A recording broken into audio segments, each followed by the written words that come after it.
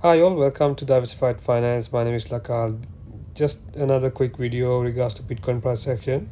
In my last video, I mentioned about this yellow trend line, and I also mentioned whenever it goes far away from this yellow trend line, it tends to come back to like retest. So given that it has dropped to about 34,000 34,200 or so, we can also, given that we have 4 weeks in a row price kept on going down, we could expect Bitcoin to probably come back and go back up to this trend line, and if we are lucky it'll probably break through this trend line and we can expect a lot higher prices if that's the case. Or if it gets rejected, then we can see a lot lower prices. But for a week or two, we could expect Bitcoin to bounce back up to maybe 37 to 39,000 or so. The thing is, we haven't, in the past like few years, we haven't seen 4 consecutive red candles, right? So but red weekly candles. So right now 4 weeks in a row, about 5 weeks in a row, Bitcoin price kept on going down. So we could expect at least now Bitcoin could go back up to probably retest, as I mentioned earlier, 37 to 39,000 or so.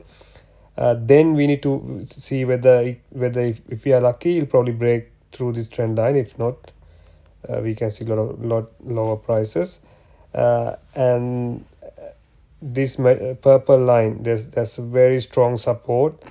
If we get there, say by late May or about like early June, mid June or so, you're looking at 32,500 or so. If we wicks below, if he breaks below this purple line, then we have the 200 weekly moving average somewhere near 24, 23, 22, 23, 25 range.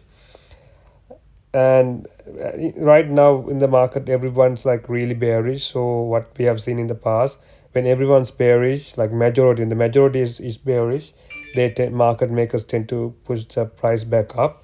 So that's why I'm expecting, especially the Dow Jones, the US US markets, if they bounce back, like for retest, then we could see Bitcoin also goes back up to this yellow trend line.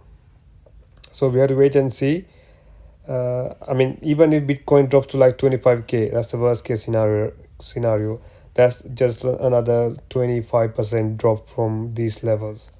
So it's kind of like not too bad. And if you're a long-term investor, you can always DCA Bitcoin at these levels.